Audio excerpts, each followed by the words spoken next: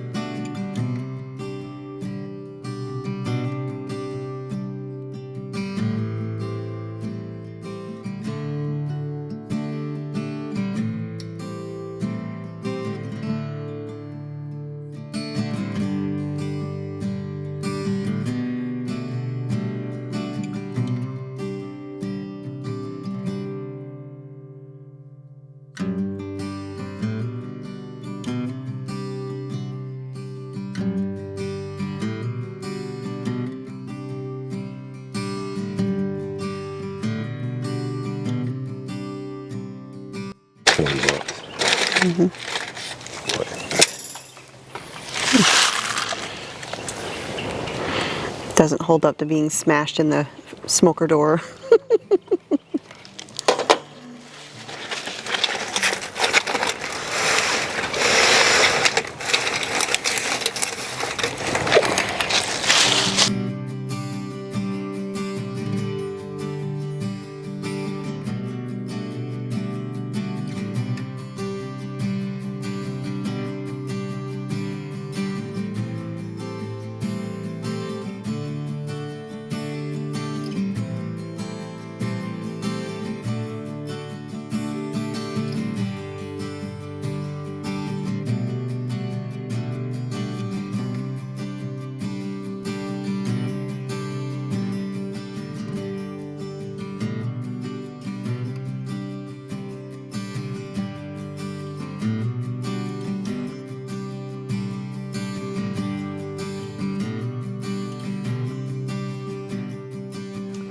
Hello friends, welcome back to Cosmopolitan Cornbread.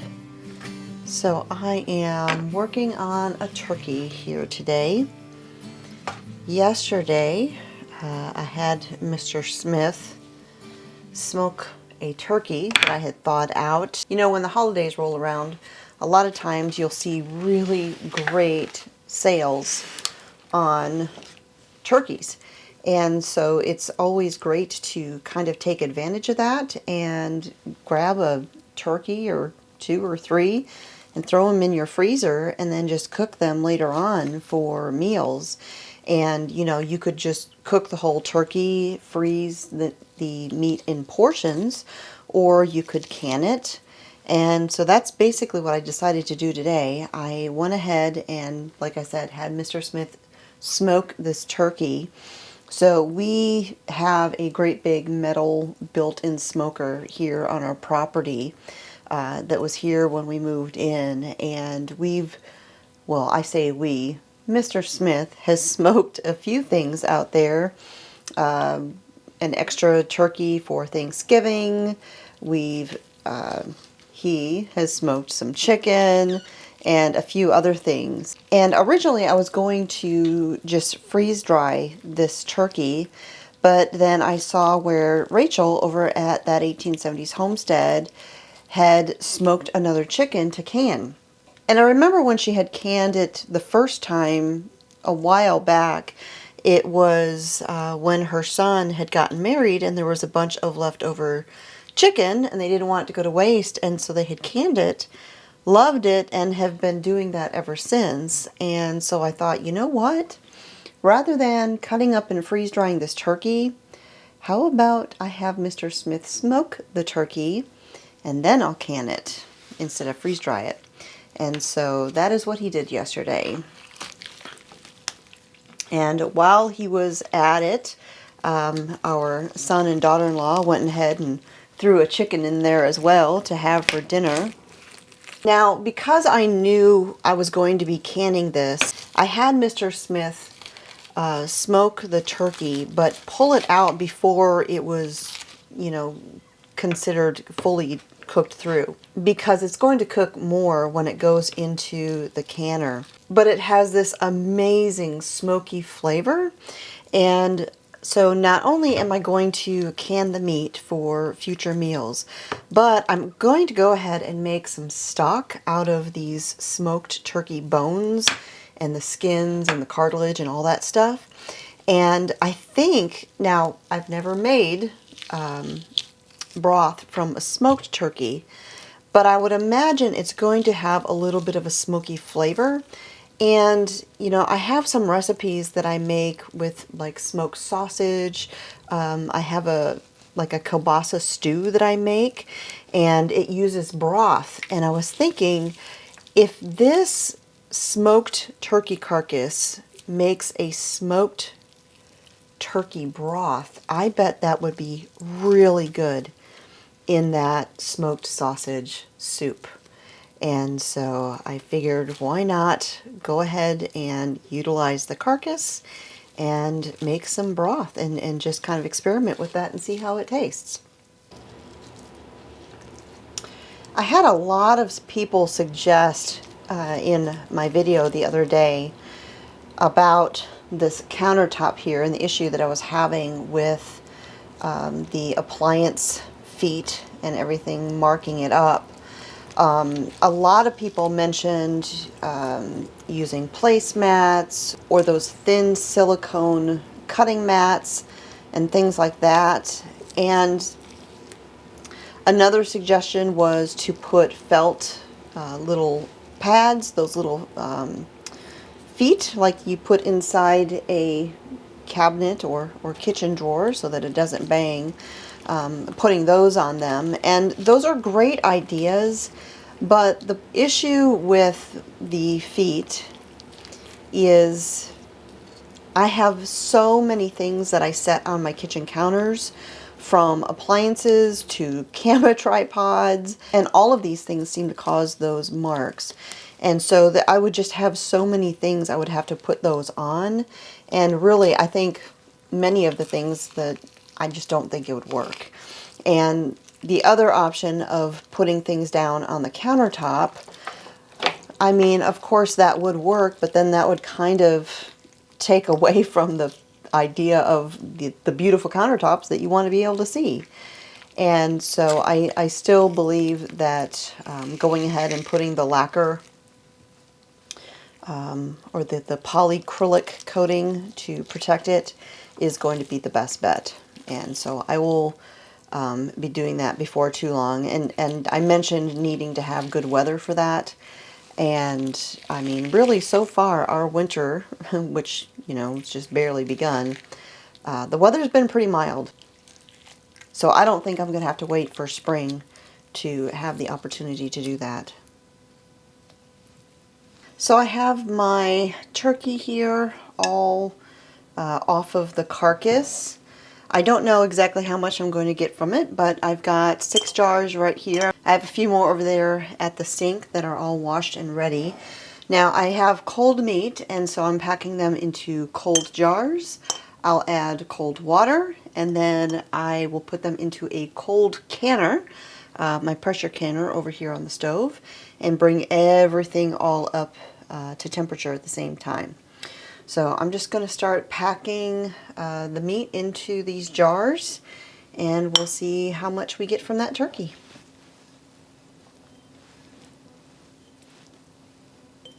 And we're going to fill these jars to 1.25 inches of headspace. We're going to give them a good bit of room. And when I'm canning, I always wipe the rims of my jars with a damp cloth that's dipped in vinegar to get any residue off of the edge of the jar to prevent there being any issues with the lids sealing. And you definitely want to do it if you're doing something like this, because this turkey is, of course, very greasy. That grease would really hinder your jar lids from sealing. Now this isn't a huge batch of turkey. I think maybe down the road if we do something like this again, I will cook more than one turkey at a time. But this is just kind of a little bit of an experiment. We just want to see how this turns out. And like I said, I had originally planned on putting this in the freeze dryer.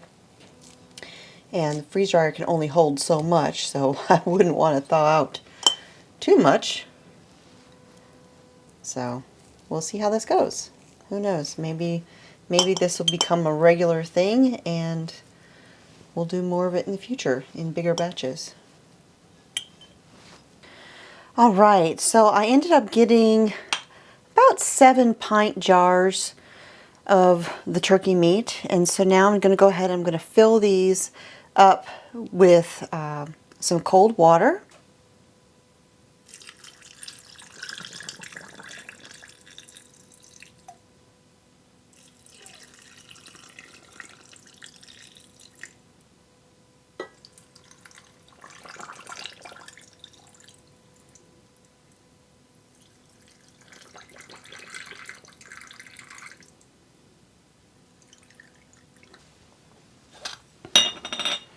Alright, so I'm going to take my chopstick here and get the air bubbles out as best I can. Sometimes tilting the jars a little bit can also help. Push that down back in there. I'll do that with all of the jars.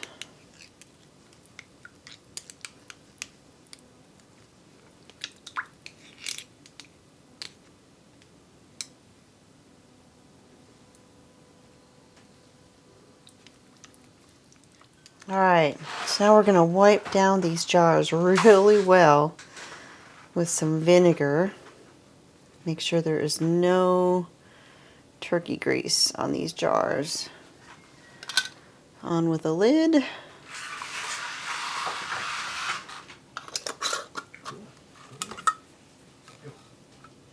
And into the canner.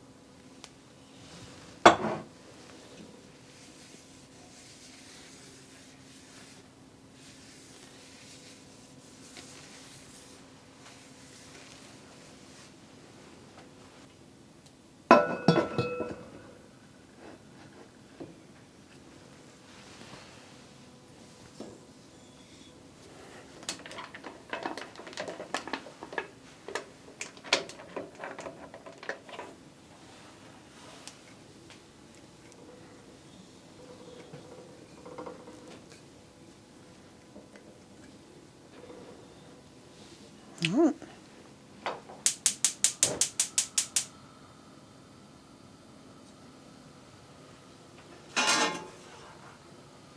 So my pressure canner is heating up over there. My turkey carcass is here in the pot.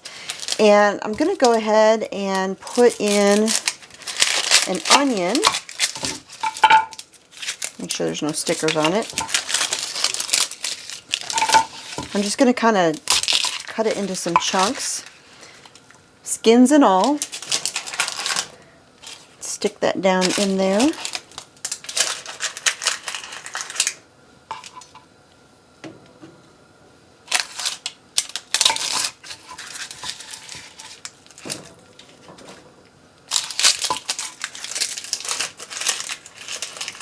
Then I have in the freezer this bag of all sorts of onion trimmings that I hang on to. And I'm going to throw in a few more of the bits and papers, because the onion skins will provide an incredible color, rich, deep, caramely color to this broth. It's the tannins in the onion skins that do that. So I'm just going to throw a few more down in there. Whoop.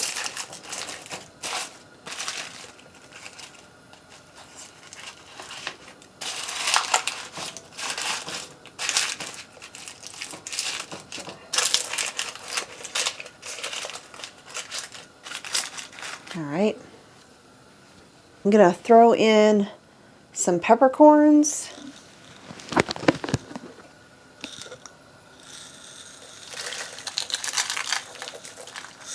Tablespoon or two. All right, I'm going to add a little bit of apple cider vinegar. Helps break down the bones and get the nutrients out of there.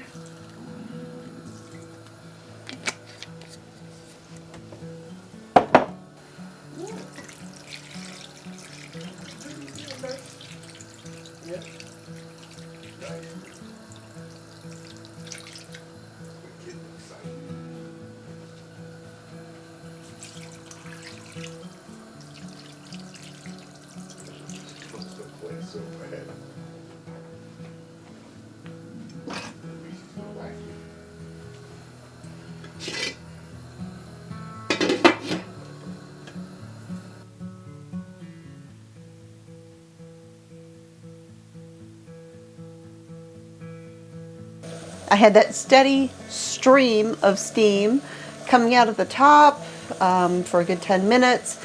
Put the weight on, and now we're going to let the pressure come up to 10 pounds pressure for where I live. And then the processing time for these jars will be 75 minutes, so an hour and 15 minutes.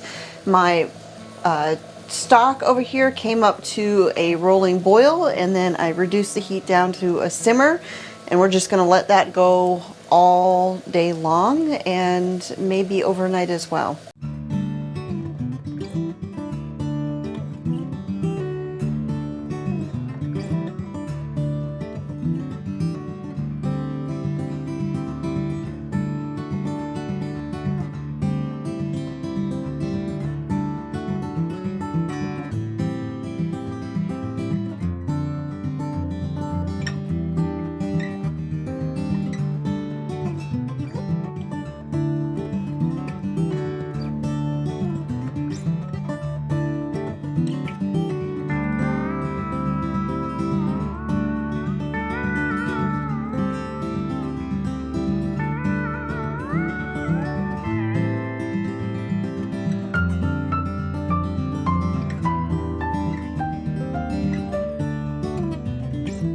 Alright y'all, short interlude.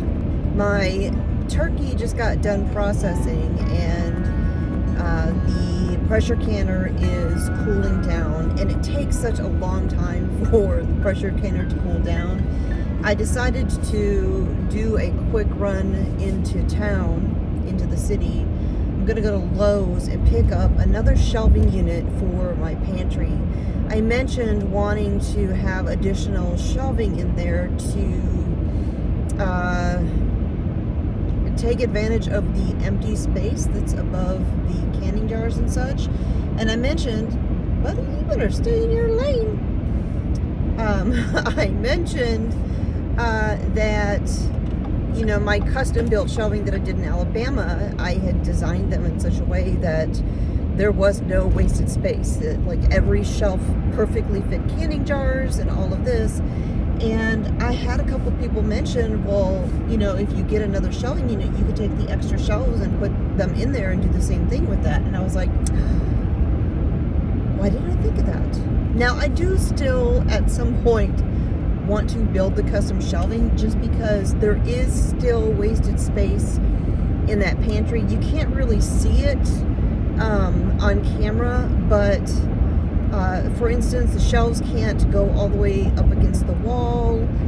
There's gaps on the ends, so there's still a lot of square footage where I could be putting in more shelving space. But indeed, getting another shelving unit will allow me to add additional shelving, add more shelves to those existing units. So that is what I'm doing. I'm running to Lowe's because that's where I bought my initial ones, and I want to make sure that they are exactly the same. So I'm going to get a shelving unit to take the extra shelves, you know, and work on the pantry. Because for one thing, my pantry is a complete disaster right now. After Thanksgiving and everyone being here and just so much happening, everything just kind of got shoved into the pantry. Nothing is where it's supposed to be. Everything's disorganized, and it is driving me up the wall. And I was going to organize the pantry while the canning jars were processing, but then I was like, don't even bother, because if you're going to add more shelving, you might as well just do it all at once. So I held off, and I'll probably be working on this tomorrow morning. But I need to go ahead and get the shelves, that way I've got it. I also need to get a container because, you know, I've been freeze drying foods in the Harvest Right freeze dryer, and I need someplace to put them. And so I need a good sturdy container to start putting all of these freeze-dried foods in their Mylar bags in. So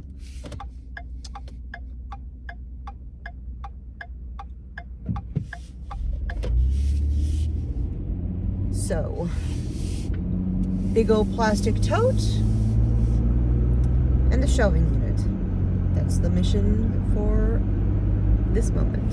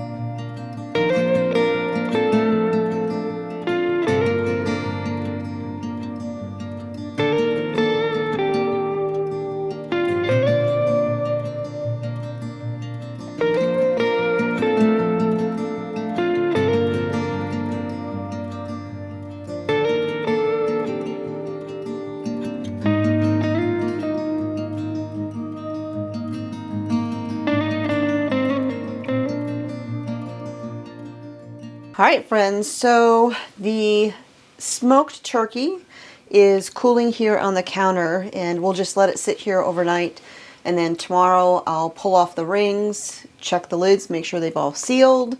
If, of course, any have not sealed, then we'll just go ahead and stick it in the fridge to use the turkey right away. But hopefully we will have a full successful batch. And that is it. So the turkey broth, we're just going to let that continue to simmer on the stove here. Let it go as long as possible because, of course, the longer a broth cooks, the more flavor and the more nutrients will get into that.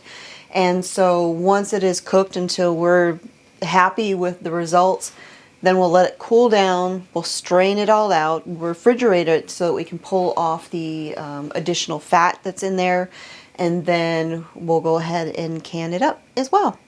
So that is it for today. Thanks for hanging out with me again today. I will talk to y'all next time.